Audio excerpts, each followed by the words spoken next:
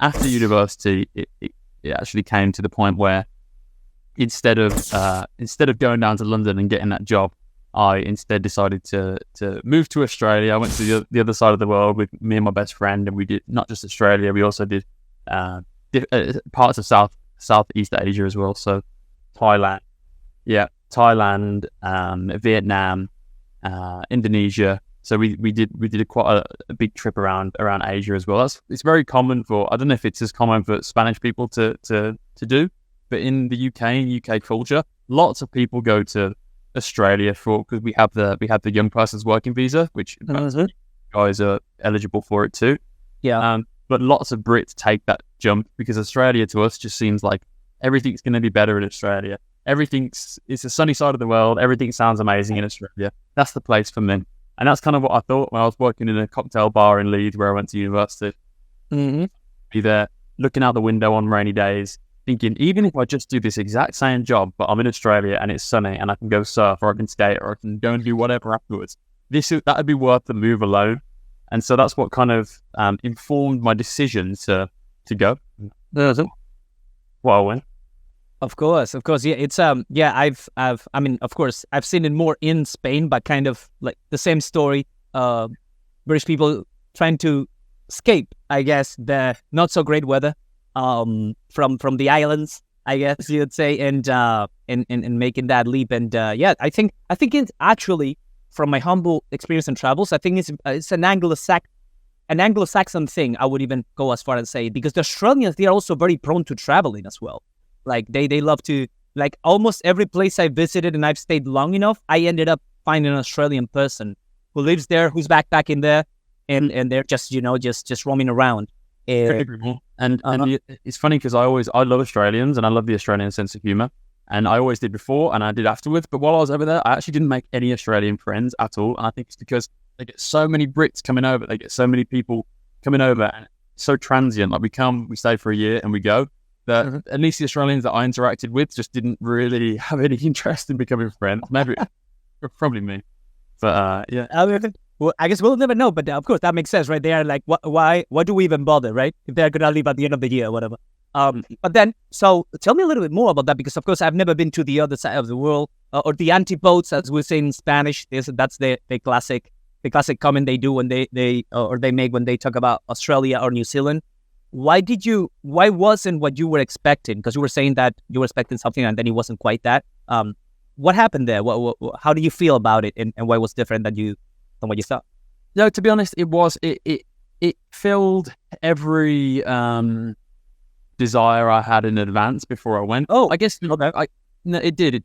It's one of those strange things because I'd never really been to Australia. So what you expect from Australia is that surfing, beach bum life, that sort of thing. And although I didn't get that exactly, I actually lived in cities for the majority of the time I was there. I was in Melbourne and I was also in Sydney. And I did do a little bit of the beach bum style stuff where I stayed in a hostel, for example, and I was working in a hostel for a couple of months when I first arrived. And that was very much that beach bum kind of idea that I had of, okay, I'm going to work in a hostel. I've got no money. They weren't paying me. I was living off like what little savings I had, but they didn't pay me. But I got free board, free accommodation, and all I had to do was host the nightly barbecue and then take all the hostel guests out in the town drinking. So for me, it was a perfect job. I was drinking as a young. Imagine now, I like to think I'm more of a refined, older 30-year-old person. Okay, yeah, it's a 20-year-old version of me, or maybe I was 22, 23. What I wanted to do was smoke, basically, and party.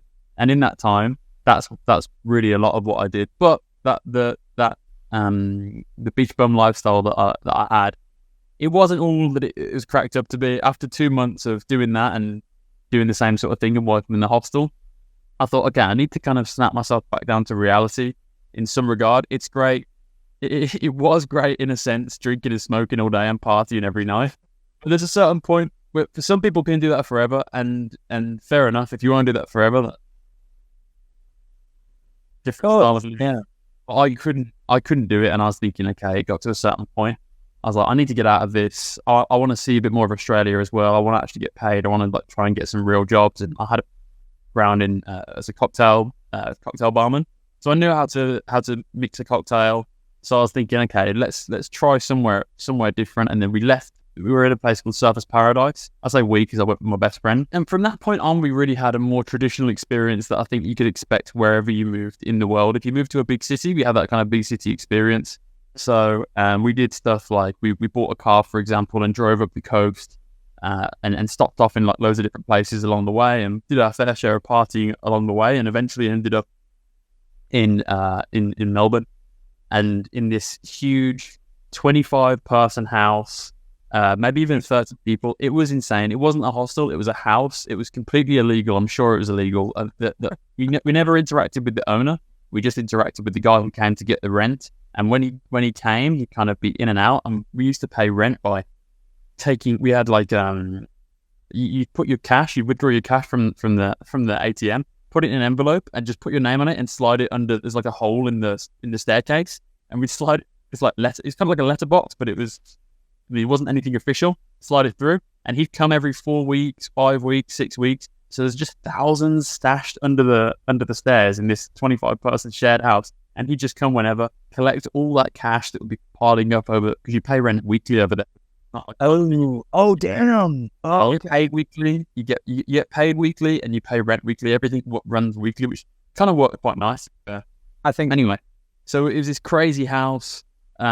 Just an absolute lunatic asylum in terms of the stuff that would go on there. It was just people from all over the world.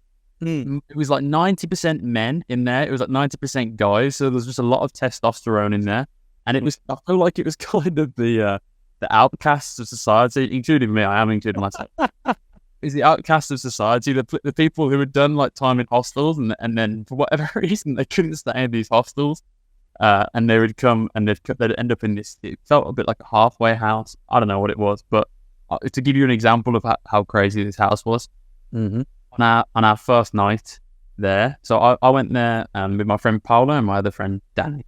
And on our first night, all these guys are like, "We're going to throw a big party for you." And I learned later it's because we brought the only girl that lived in the house, and they were super excited that a girl was moving in the house. They're like, "We're going to throw this big party for you." I'm like, okay, let's do it. Like we were ready to, as I said, I was in that time of my life. I was ready to party. I was like, okay, let's do this thing. So they bought loads of alcohol. We bought loads of booze. We bought loads of food. And down the side of the house, there was like a little alleyway which cars would drive down. It had a little parking lot in the back. And we had a barbecue down this alleyway. We had like disposable barbecues, and we were like frying up burgers and sausages and that sort of stuff. Anyway, so the night proceeds on, and everybody's getting a bit drunk, everybody's getting a bit merry, and there were two guys. There was a Slovenian guy and there was a Canadian guy, and they got into an argument with each other. And the Slovenian guy was sitting down. Sorry, the Canadian guy was sitting down. He was being really abusive to the Slovenian guy. I can't remember what he was saying, but he was being like really personal and really like kind of giving it to this Slovenian guy. So this Canadian guy was kind of just being a nasty piece of work, basically. And I'm thinking, okay, this situation seems, I didn't know if they knew each other, how well they knew each other. You know, when you meet people for the first time, I was thinking maybe this is just this is the way they interact with each other. Maybe this is the way they joke with each other. Anyway, no. So this Slovenian guy was wearing flip-flops, and he slowly takes his foot out of the flip-flop, and football kicks this other guy. Football kicks him straight in the head. I was like, whoa, holy shit.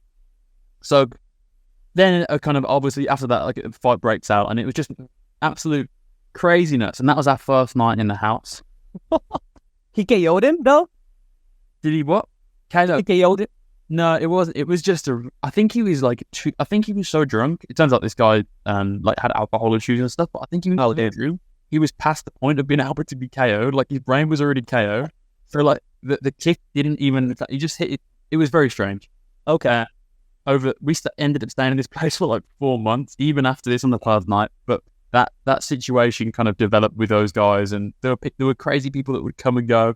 And so that just gives you an example of kind of that house. There were no locks on the doors, for example. So I had all my stuff in my room, and people could walk in from the street and just take it if they'd known that we couldn't lock our house. But it's great memories, you know what I mean? I feel like when you do that sort of stuff, that's a memory. That's a story that I will definitely tell forever. And the story and the memories that I have inside that house were just hilarious. Like you'd walk around the corridors of the house, and In one room, there'd be 6 beds. There was loads of beds in every single room.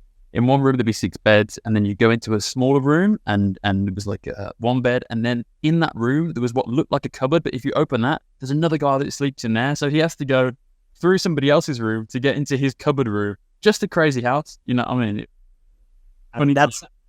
That sounds bonkers. So what was the cleaning situation like? Because was it filthy or I mean, was it not? There is a scenario in which it wasn't, because like the way you're describing it looks like it was mouse infested. There were 2 floors to the house, so there was kind of a hierarchy in the house. So when you first go in there, everybody moves on the bottom floor, but there was an Argentinian guy who lived on the top floor. And I made friends with him. So when he was leaving the house, he's like, "Oh, Tom, you can take my bed if you want." I was like, "Yes, perfect." So I started making friends with the guys on the top floor. And as they moved out, I moved my friends up into the top floor. And then once I got to the top floor, there were, I mean, as I say, we were in a house like that with certain house politics. It feels a bit like prison in a way. So we had, not that I've been to prison. I hear it sounds like prison. Right. We had like a kitchenette in our room, for example. So obviously that was very sought after. It meant that you didn't have to use the main kitchen downstairs. Our friends who were in the other room, they had a balcony, which was good. It meant that you didn't have to hang out downstairs in like the outside area because it wasn't as nice. So by the end of our time in the house, we progressed from the bottom floor and to the top floor, and we never went downstairs. And the downstairs was filthy, like big industrial fridges full of food that had just gone off, people that had left the house and stuff. Damn. Just a crazy house, yeah. So the cleaning situation, I think there was a cleaner that came in once a week, but I mean, you wouldn't know because it was... Okay, well, that's a story for the ages, and here it is now immortalized in this podcast. But so then after living there and having all that experience, if I may ask, a little bit pushing it forward, maybe a little bit, but how does the move back to the old continent, the old world, if you will, happen? Yeah, so with the visa that I had over there, you only can have 1 year unless you do your agricultural work. So Australia enforces that if you want to stay for another year, you have to do 3 months agricultural work, and that is basically where it's what it sounds like. You go to a farm and you do either like banana picking, or you do. There's lots of different farm style jobs that you can do over there, and lots of people end up doing that.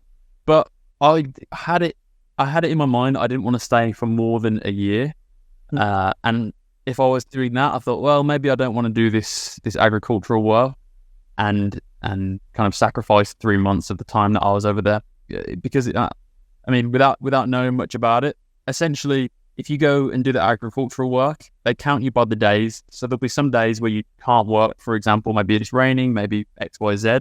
There'll be reasons where you can't work sometimes, and they don't count towards your days done. So I met people over there that was on the farm for 5 months because they couldn't work for so long. And it's like, you've only got a 1 year there.